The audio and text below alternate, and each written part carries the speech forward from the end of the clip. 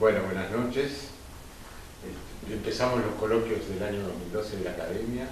Tengo el honor de abrir este ciclo con este tema tan interesante, pero a su vez tan difícil.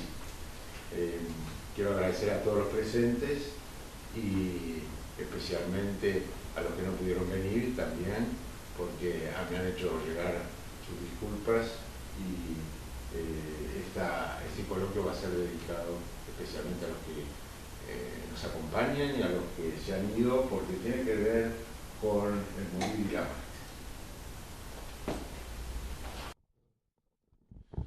Bueno, concretamente nos vamos a referir a aspectos médico-legales y en la segunda parte el profesor Oscar Cluzet va a hacer algún énfasis en los aspectos éticos del proceso de muerte y de la muerte y del morir. Adelante. Para ponernos un poco en clima, empezamos con este bello poema de Jorge Manrique a la muerte de su padre, que todos conocemos desde épocas liciales, que dice que recuerde el alma dormida, avive el seso y despierte, contemplando cómo se pasa la vida, cómo se viene la muerte, están callando. Nuestras vidas son los ríos que van a dar a la mar, que es el morir. La siguiente. Decía Miguel de Unamuno que el olvido de la muerte es la deserción de la vida misma. Y esto se me ocurre que es muy importante tenerlo en cuenta, incluso en la currícula médica dentro de la Facultad de Medicina, porque no tenemos demasiadas oportunidades para pensar en estos temas, y como ha dicho el académico Marcos Gómez Sancho, la muerte siempre estuvo excluida del saber médico. Y agrega, salvo en medicina legal, pero arriesgaría yo a corregirlo en parte, diciéndole que sí, que estuvo presente en medicina legal, pero solo en los aspectos tanatológicos de los fenómenos cadavéricos, pero no con el sentido, por lo menos, de la reflexión ética, de la reflexión filosófica. El único ser consciente de su final, de su ser para la muerte, es el humano, aunque aleja esa idea respecto de sí, pero no duda de la finitud de los demás. Esto lo dice con total claridad Heidegger. Ustedes van a ver que cito algunos filósofos alemanes cuya lectura de alguna forma fue influido por el querido amigo Dagoberto Pupo, que luego de hacer muchas autopsias en conjunto nos poníamos a conversar y él siempre me citaba algunos aspectos filosóficos que abrieron mi inquietud por estas lecturas. La siguiente. Se accede a ese conocimiento de ser mortal, señala Scheller, a través de la experiencia exterior que lo pone a uno en contacto con la muerte de los otros. Pero aún el hombre aislado, mediante la observación de su propio envejecimiento y de los agravios que lo abaten, parecería que puede llegar a vislumbrar su propia muerte, su aniquilamiento existencial. Siguiente. Así como el saberse mortal engendra una angustia denominada primaria, el miedo al morir, los momentos de esa angustia aproximan a ese abismo de la nada y como se acercara a Tolstoy, por ejemplo, en las Memorias de un demente, nos relata que en esos instantes de máxima tensión interior alcanzaba a oír y comprender el lenguaje enigmático de la muerte, una mezcla de temor, a no ser, y alienación.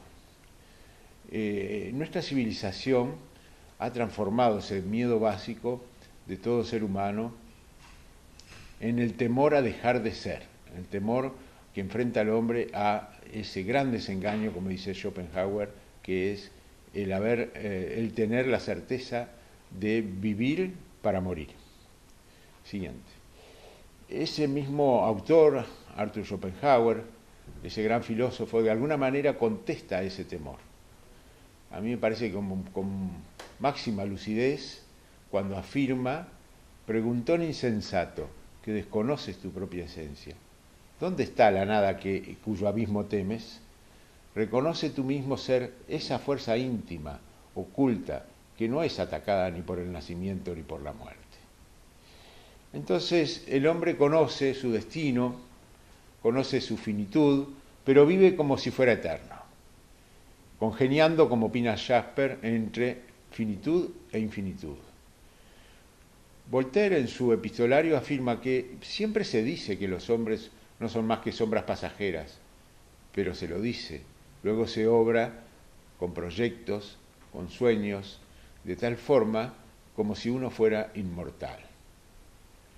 A esta interesante actitud existencial, el autor ya citado, Scheler, le llama inconsciencia metafísica, porque aunque sabemos que moriremos, se reprime este pensamiento y se actúa como si alrededor murieran todos los demás, menos uno. Otro autor, otro literato, como Albert, bueno, antes de citar a Camus, la existencia auténtica es la que permite ser uno mismo, optando con autonomía. Aún en situaciones de gran apremio, quiero remarcar, de gran apremio existencial, aún en la agonía, es posible muchas veces reafirmar el sentido de la existencia. Pensemos, por ejemplo, en el propio Sócrates, en su actitud de investigación filosófica, a escasas horas previas a tomar o libar el veneno fatal. Decíamos que otro autor literario, Camus, en su novela El extranjero, nos cuenta de un hombre que accede al momento que preludia su muerte a la verdadera esencia de la existencia, es decir, esa conciencia de ese ser que se está apagando, y el escritor argelino habla de esa vivencia reveladora de la agonía. ¿Por qué hago énfasis en todo esto? Porque me parece que desde el punto de vista ya no filosófico, sino médico-legal, un primer planteo sería, ¿la existencia o no? Yo creo que sí, contestaría que sí, de un derecho a vivir la propia muerte, a transitarla, a no sedar siempre, por supuesto tampoco nunca. No ser como los estoicos, porque si hubiera algún dolor o que no permita transitar en condiciones dignas, habría que tratarlo. Pero evitando, por ejemplo, angustias intensas, disnea, dolor, tratando de que esté acompañado, sin recibir sedación analgésica siempre, o dosis casi letales de fármacos por el solo hecho de la terminalidad, de la irreversibilidad o de la incurabilidad, como alguna vez se ha hecho, por ser irreversible o incurable, sedarlo sin mayor argumento que ese mismo. Un paciente que agoniza entonces poco antes de morir a veces se muestra bien, liberado de angustias y ha dejado atrás la puerta del espanto, como nos dice Broch en La muerte de Virgilio, para ingresar al vestíbulo de la realidad que da acceso a la unidad del ser. La siguiente. Antes de sumergirse en ese mundo universal de donde partió y a donde vuelve. Una vez se me preguntó en un estrado judicial, ¿quiénes son los enfermos terminales? Y obviamente dije, a veces esto sorprende, que somos todos nosotros, pero convencionalmente en medicina serán los que van a morir prontamente, muy probablemente antes de 6 meses, por padecer una patología actualmente mortal y irreversible, sin posibilidades curativas. Pero desde ya que me adelanto, y ya lo habíamos dicho, pero ponga énfasis en esto, no por ello debemos anticiparles ese fin. No todo lo técnicamente posible es ético ni lícito. Se debe hacer lo que hay que hacer. Es evidente que la muerte no es solo entonces un hecho biológico. No lo es al menos para el hombre que le ha querido buscar siempre un significado. Palabras de Marcos Gómez Sancho. Y la sociedad ha dictado normas, ha legislado, ha gestionado de alguna manera o administrado más o menos bien aspectos relacionados con el tema del morir y la propia muerte. Disposiciones basadas en cultos, en tradiciones, que han ido cambiando, en conocimientos científicos, en valores jurídicos y éticos. Han aparecido así lo que se llaman regulaciones legales, aspectos médico-legales y tanatolegislación. Decíamos que han ido cambiando. Hay un cambio sociocultural que a mí me ha llamado mucho la atención. En las últimas décadas es notorio. Hoy la muerte trata de no verse. Ha dejado de ser parte de la vida familiar.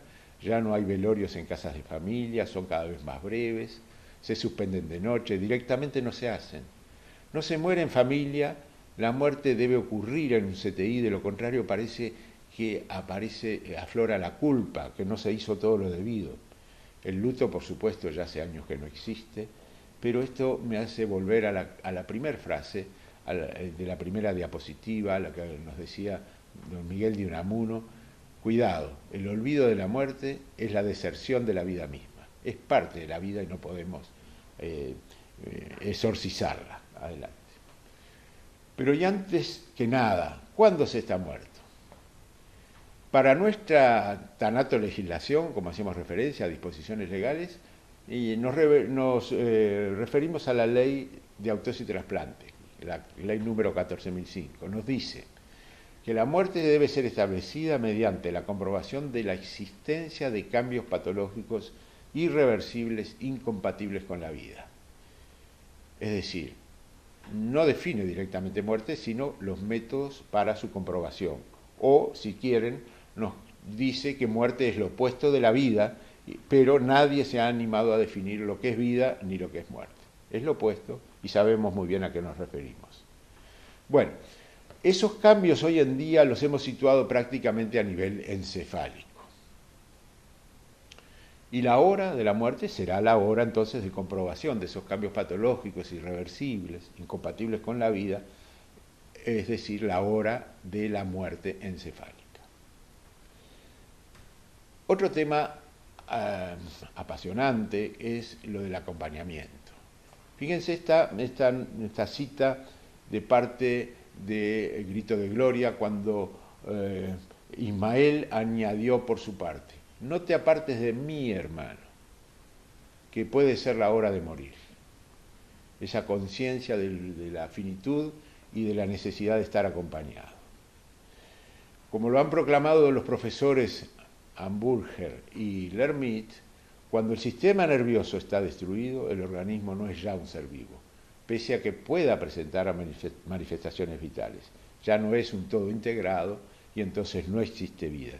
Y volvemos a otra connotación médico-legal. Si no existe vida, ninguna persona puede ser responsabilizada o castigada penalmente por suprimir medios extraordinarios de supervivencia porque falta el presupuesto biológico indispensable. Es decir, la desconexión, comprobada la muerte encefálica, es lícita, está indicada, yo diría que es ética y prácticamente un deber. La cita, la referencia a esta postura jurídica es una cita de Armando Tomasino, quien fuera ministro y presidente de la Suprema Corte de Justicia. Por otra parte, la inminencia, digamos en sentido opuesto, ¿no? La inminencia fatal de la muerte no habilita a suprimir intencionalmente la vida, eso sería homicidio intencional, pero sí, y aquí también hacemos énfasis, a una correcta terapéutica del dolor, que no solo es físico, muchas veces es dolor moral, y cuántas veces tenemos todos experiencias de que el dolor moral es tanto o más fuerte y significativo que el dolor físico, o la angustia o la disnea, aunque para lograrlo deba recurrirse finalmente a dosis elevadas y eventualmente o teóricamente letales, no se practica un homicidio intencional. Esto no es una eutanasia activa, es sedación y analgesia, y por el doble efecto puede teóricamente anticiparse el desenlace.